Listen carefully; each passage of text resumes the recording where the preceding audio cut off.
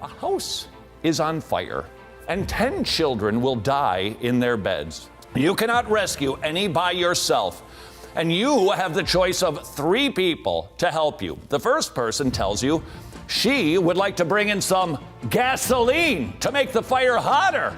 The second choice claims to want to help as many kids as possible, with a few exceptions. That's not terrific. The third person has 2 broken legs and cannot even make his way into the home. Welcome to our video series, Faith in the Ballot, a Christian's Guide to Voting. As believers, we are called to steward the resources, responsibilities, and opportunities God has given us. Voting is one of those responsibilities. The Bible reminds us in the parable of the talents that we are accountable for how we use our influence and opportunities.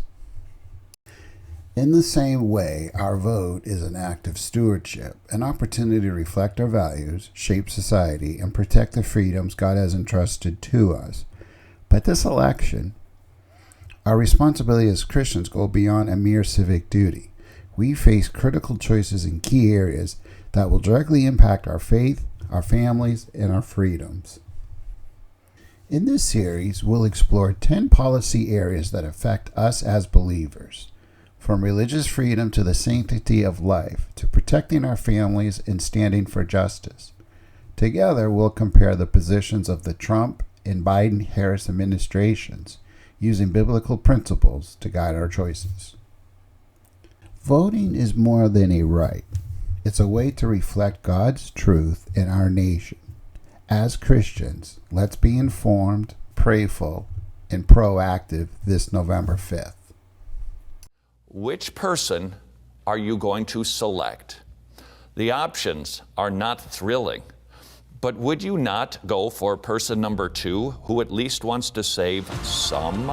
Who is person number 3? I would suggest you person number 3 is the individual that you could call upon to help because he wants to save all of the children but doesn't have the ability, is the candidate who aligns perfectly with Christian morality but doesn't have a chance of winning the election.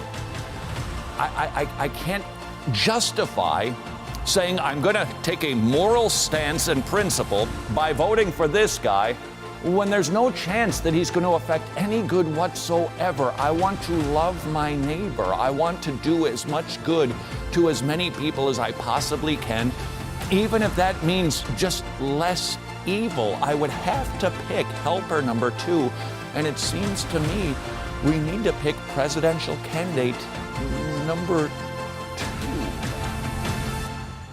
Join us as we dive into these crucial issues, and together, let's make a difference for the kingdom here in America.